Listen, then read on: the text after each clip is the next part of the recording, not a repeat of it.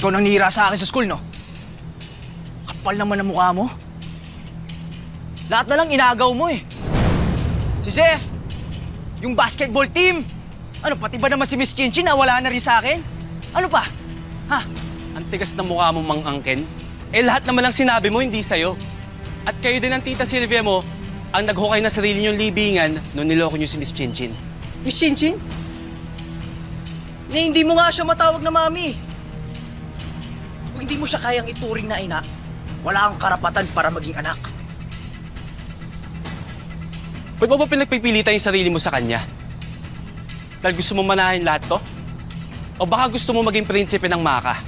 Prinsipe ng kadiliman mas bagay sa'yo dahil puro panloloko lang ang alam mo. Sabi mo, tado ka! Uy! Uy! Tama niyo yan! Bryce, pagsabihin mo nga yung mga kagrupa mo, parang sumusunod na ako kay Antonio, ayoko din ang gulo! Bryce, umawat ka na! Si Daisy! Tama na! Ano ba? Pwede! Tama na! Huwag kang mayanap dito! O bakit? Tama na! Tama na! Tumigil na! Tumigil na kayo, pre! Pakita mo sila! Magsabihan muna na kasi sila! Di ko kaya! Uy! Tama na! JC! JC! Tama na! Tama na! Tama na! Tama na!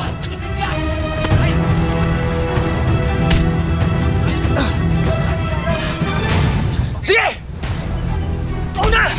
Ang prinsipe! Ikaw na lahat! Ikaw na mahal ni Chef! Pero ito ang masasabi ko sa'yo! Pagtapos ka sa'yo, manghihiram ka ng mukha ng aso!